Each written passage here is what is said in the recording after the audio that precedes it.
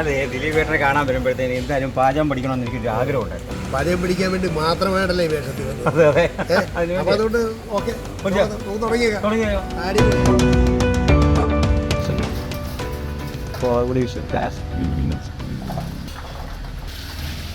എൻ്റെ വീഡിയോ കാണുന്നവർ വീട്ടിൽ നിർമ്മിക്കണം, അറിവെക്കണം. മീൻകറിക്കുള്ള പ്രിപ്പറേഷനാണ് നടന്നുകൊണ്ടിരിക്കുന്നത്. അത് മിക്സ് ചെയ്യാം എല്ലാം കൂടെ. അപ്പോൾ ഇപ്പോൾ എൻ്റെ ഈ കറി ഈ ബ്ലോഗ് ചെയ്യാമെന്ന പിള്ളേരെ കൊണ്ട് തന്നെ വെപ്പിക്കും. കറി തിളച്ച് തുടങ്ങിയിരിക്കുകയാണ്.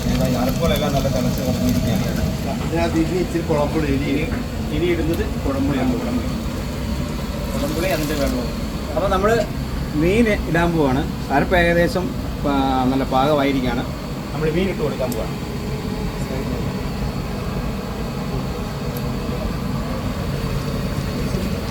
അപ്പം മീൻ ഇങ്ങനെ തിളച്ച് വരിക. നല്ല സോഫ്റ്റ് മീനാണ് ഈ വരാലെന്ന് പറയുന്നത്. അപ്പോൾ ഇതിൻ്റെ ഈ വരാലെന്ന് പറയുന്നത് നമ്മുടെ ഈ ചേറിനകത്ത് വളരുന്നുണ്ട്. അതിനൊരു ചെറിയൊരു ചേറ് ചൊവ്വുണ്ട്. അതുകൊണ്ട് ദിലീപേട്ടൻ ഇത്തിരി നാരങ്ങ പിഴിഞ്ഞ് വെച്ചിട്ടുണ്ട്, അതിൻ്റെ ആ ചേറിൻ്റെ ചുവയൊന്ന് മാറാൻ വേണ്ടി. ഇപ്പം മൂടി വെക്കാൻ പോവാ. കാരണം വെച്ചാൽ ഇത് ആവി കൊണ്ട് കുറച്ച് വേകുമ്പോൾ പ്രത്യേക ടേസ്റ്റ് ഉണ്ടാകുന്ന ദിലീപേട്ടൻ പറഞ്ഞിരിക്കുന്നത്. അതുകൊണ്ട് മൂടി വെച്ചിട്ട് കുറച്ച് കഴിഞ്ഞിട്ട് നമുക്ക് തുറന്ന് അത് നമുക്ക് കാണാം. ഇവിടെ ഇപ്പോൾ വെറൈറ്റി മീനുകളാണ് ഫ്രൈ ചെയ്തുകൊണ്ടിരിക്കുന്നത്. നമുക്ക് ഏതൊക്കെ മീനുകളാണെന്ന് നോക്കാം.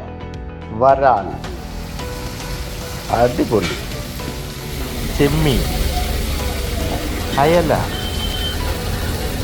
കക്ക, ഇതൊക്കെ കണ്ടിട്ട് കൊതി ഊറുന്നു. മീൻമുട്ട, അത് ഒറിജിനൽ കിട്ടണമെങ്കിൽ നമ്മുടെ ഈ ദിലീപേട്ട കടയിൽ തന്നെ വരണം. ആവൂരിലാണെങ്കിൽ ഇവിടുത്തെ പ്രത്യേക ഒരു ടേസ്റ്റാണ്.